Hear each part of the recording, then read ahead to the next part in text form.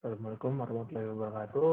Perkenalkan, nama saya Jas Halaldira dan teman saya Wahyudi Samsari. Kali ini akan menjelaskan tentang pedoman QA dan QC pada 3D konformal, RT, dan MRT untuk binar akselerator bagian mechanical check. Nah, ini memiliki tujuan untuk kewajiban rutin untuk memastikan kinerja mekanik dari Linux sudah sesuai standar yang ada sehingga apabila terdapat penurunan performa dapat segera ditindaklanjuti. Yang kedua, dapat sebagai pemantau performa pada spare part mekanik Linux, terutama yang sudah berusia lama. Yang ketiga adalah menilai konsistensi pergerakan dari setiap komponen mekanik. Yang terakhir dan yang keempat adalah memastikan kesesuaian posisi dan jarak pasien pada saat penyinaran terhadap sumber radiasi. Pada pembahasan kali ini mengenai mechanical check pada Linux memiliki ruang lingkup sebagai berikut. Yang pertama adalah laser, yang dimana laser digunakan sebagai pemandu dalam peletakan posisi objek penyinaran baik untuk pasien maupun phantom dalam pengukuran. Layout atau penampakan laser pada ruang Linux terlihat kurang lebih seperti gambar berikut yang diletakkan pada dinding ruangan Linux. Frekuensi dari pelaksanaannya dari pemeriksaan ini dalam skala sekitar harian dan bulanan. Selanjutnya adalah OD atau Optical Distance Indicator yang digunakan sebagai pembantu penentuan jarak SSD ke permukaan target. SSD yaitu jarak dari sumber radiasi ke permukaan target biasanya dalam skala sentimeter. Frekuensi dari pemeriksaan ini yaitu dalam skala harian. Selanjutnya ada kolimator, yang dimana kolimator pengecekan ada 3 kali, yaitu lapangan penyinaran dengan crosshair yang frekuensi dalam waktu 6 bulanan. Yang kedua, rotasi kolimator yang frekuensi skala pengecekan dalam skala tahunan. Dan yang terakhir, luas lapangan penyinaran yang dalam jangka waktu harian. Selanjutnya ada rotasi Gendry, yang dimana Gendry ini diharapkan memiliki rotasi yang bersumbu pada isocenter Linux. Frekuensi dari pemeriksaan ini yaitu dalam skala tahunan. Selanjutnya ada meja penyinaran, karena meja penyinaran merupakan tempat diletakkannya objek atau pasien maupun phantom dan alat-alat pengukuran lainnya. Frekuensi dari pemeriksaan ini yaitu dalam skala tahunan. Dan yang terakhir adalah aplikator elektron yang dilaksanakan selama tahunan. Aplikator ini berfungsi untuk mengarahkan elektron dan membentuk lapangan penyinaran elektron dan tidak digunakan atau dilepas pada saat penyinaran menggunakan foton. Kemudian langsung saja ke metode pengecekannya oleh setiap masing-masing ruang lingkupnya. Yang pertama, untuk laser memiliki tujuan untuk meningkatkan kesesuaian posisi target penyinaran lainnya seperti pada pasien saat terapi dilaksanakan. Peralatan digunakan adalah mistar dengan skala milimeter atau milimeter block dan Wilke Phantom atau Phantom khusus sebagai target laser dari 4 arah berbeda dari tiap dinding ruangan seperti gambar berikut. Metode yang dilaksanakan adalah aktifkan lasernya, lalu letakkan Wilke Phantom di atas permukaan meja penyinaran, lalu atur Phantom tepat berada di isocenter, lalu ukur jarak dari garis acuan Phantom dengan garis yang terbentuk oleh laser, dan yang terakhir catat dan hasil pengukuran. Yang dimana hasil pengukurannya tidak boleh melebihi nilai 2 mm dan 1,5 mm. Selanjutnya, metode pengecekan OD atau Optical Distance Indicator memiliki tujuan untuk meningkatkan kesesuaian jarak target penyinaran Linux, yaitu jarak pasien maupun phantom dengan sumber radiasi. Peralatan yang digunakan adalah mistar dengan skala milimeter dan front pointer array atau indikator jarak SSD mekanik. Selanjutnya, metode pelaksanaannya adalah aktifkan OD, lalu atur jarak front pointer array, lalu pasang front pointer array pada Gendry, lalu atur tinggi meja penyinaran, lalu ukur jarak garis perhitungan OD terhadap bagian tengah crosshair, dan yang terakhir lakukan pada beberapa SSD yang lainnya. Dengan analisa akhirnya, hasil pengukuran tidak boleh melebihi nilai 2 mm.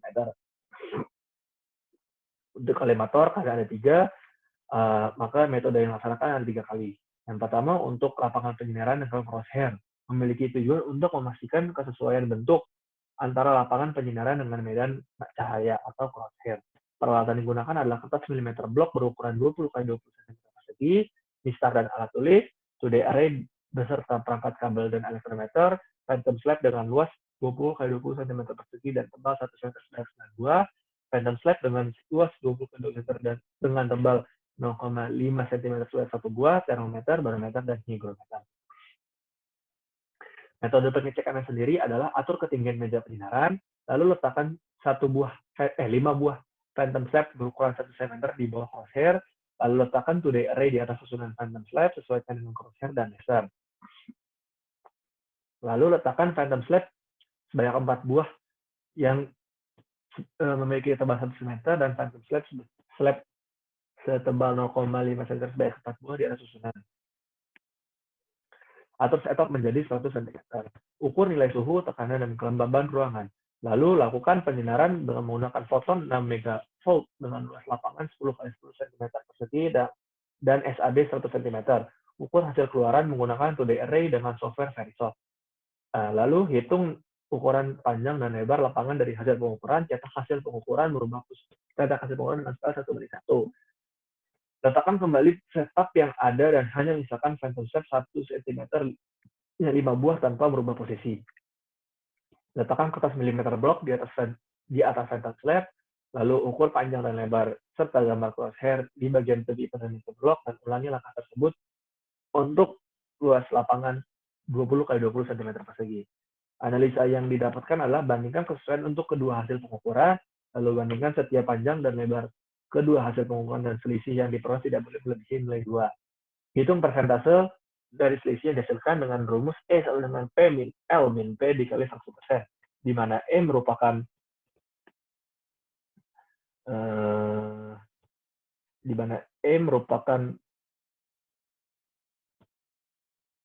persentase selisih yang dihasilkan terhadap nilai dari hasil pengukuran penyinaran lainnya menggunakan 2-day array. P merupakan ukuran yang dihasilkan dari hasil penyinaran menggunakan 2-day array baik panjang maupun lebar, dan L merupakan ukuran yang dihasilkan dari hasil pengukuran langsung pada crosshair baik panjang maupun lebar. Dengan hasil pengukuran tersebut tidak boleh nilainya melebihi 1%. Yang kedua, untuk rotasi kolimator memiliki tujuan untuk memastikan kesesuaian antara pembacaan rotasi kolimator yang ada pada layar dan monitor. Peralatan yang digunakan adalah waterpass. Waterpass adalah seperti ini. Metode pelaksanaannya adalah tetapkan sudut Gentry pada 90 derajat atau 270 derajat. Sejarkan tepi bidang crosshair pada sudut kolimator 0 derajat dengan waterpass, lalu perhatikan dan catat pembacaan kolimator, ulangi langkah kedua dan langkah ketiga pada sudut 90 derajat dan 270 derajat, dan di mana hasil bacaan dari monitor tidak boleh melebihi batas nilai 1 derajat. Dan yang terakhir untuk kolimator adalah luas lapangan penyinaran, yang memiliki tujuan untuk memastikan kesesuaian antara luas lapangan yang dikehendaki dengan luas lapangan yang sebenarnya dihasilkan. Peralatan yang digunakan adalah 2-day array beserta perangkat kabel dan ampermeter, phantom slab 20 x 20 cm persegi dan dengan tebal 1 cm sebelah 2, phantom slab 20 x 20 cm persegi dengan tebal 0,5 cm sebelah 1 buah, termometer, barometer, dan hygrometer. Metode pelaksanaannya sendiri adalah atur ketinggian meja penyinaran. Lalu letakkan phantom slab 1 cm sebanyak 5 buah di atas meja penyinaran di bawah crosshair. Lalu letakkan 2-day array di atas susunan phantom slab, sesuaikan dengan crosshair dan laser. Lalu letakkan phantom slab 1 cm yang sisanya tadi, dan phantom slab yang 0,5 cm di atas susunan, lalu atur setup SAD sebesar 1 cm, ukur nilai suhu, tekanan dan kelembaban dari ruangan, lalu penyinaran dengan foton 6 megavolt dengan luas lapangan 10 x 10 cm persegi dan SAD 100 cm, kemudian ukur hasil dengan software Verisoft. Hitung panjang dan lebar dari lapangan. Ulangi langkah ke-7 dan langkah ke-8 untuk luas penyinaran 20 x 20 cm persegi. Dan didapatkan analisa terakhirnya, nilai tersebut tidak boleh melebihi 2 mm. Selanjutnya, untuk pengukuran metode rotasi Gentry memiliki tujuan untuk memverifikasi bahwa sumber rotasi Gentry terletak pada isocenter, memiliki peralatan film yang berbentuk radiografik atau diagramik. Yang kedua, Pipso software yang seperti gambar hasil analisis visual berikut, dan ketiga, virtual water. Metode pengecekannya sendiri adalah putar virtual water dengan tegak lurus sumber rotasi Gentry. Yang kedua, pastikan bahwa film berada di tengah, atur SSD pada 1 cm. Atur jauh kolimator untuk membuat bidang tipis, misal 0,4 cm x 20 cm tegak lurus pada film. Lalu film diiradiasi pada berbagai sudut kolimator menggunakan rentang 15 derajat. Pola dari setiap penyinaran dapat dianalisis dengan Pips Pro. Lalu pindai film sebagai gambar skala abu-abu dengan resolusi antara 72 dan 96 dpi. Buka semua gambar dalam modul Pixel Starshot. Lalu yang terakhir bandingkan dengan pengontrol sensor yang dilakukan untuk penyinaran. Analisa yang didapatkan adalah hasil dari penyinaran harus kurang dari 1 mm. Yang selanjutnya adalah meja penyinaran. Memiliki tujuan untuk mengetahui linearitas serta akurasi dari pergerakan meja penyinaran. Peralatan yang digunakan adalah misar berskala milimeter. Metode yang digunakan adalah atur ketinggian meja pada posisi 0 baik untuk sumbu X dan Y. Kemudian pindahkan posisi meja untuk satu sumbu, misal sumbu X, dan ukur jarak yang ditempuh dari posisi awal. Bandingkan hasil pengukuran dan jarak yang ditampilkan monitor. Lakukan langkah 1 sampai ke 3 untuk masing-masing sumbu, yang dimana sumbu X, Y, dan Z. Dan analisanya, selisih dari pengukuran dan pengujian monitor harus di bawah 2 mm. Dan yang terakhir adalah interlock aplikator elektron, yang memiliki tujuan untuk memastikan penguncian aplikator elektron telah sesuai pada Gentry. Peralatan yang digunakan adalah tidak ada aplikator elektron, ada seperti gambar itu. Metode yang digunakan adalah pastikan bahwa kunci balok pada konektor aplikator dan line-X dibersihkan. Lalu pemasangan harus di posisi yang benar, dan yang terakhir pada saat pemasangan aplikator, sistem dari line-X akan deteksi bahwa setiap pin dari aplikator telah terhubung. Selama proses pemasangan akan terdengar bunyi bip terus-menerus, dan saat terpasang dengan sesuai maka bunyi tersebut akan terhenti. Selama untuk analisa sendiri, selama aplikator belum terpasang sempurna selama proses pemasangan, maka interlock dikatakan berfungsi. Berikut adalah referensi yang kami gunakan untuk membuat presentasi ini dan laporan ini, panduan ini. Terima kasih atas perhatiannya. Mohon maaf bila ada salah. Wassalamualaikum warahmatullahi wabarakatuh.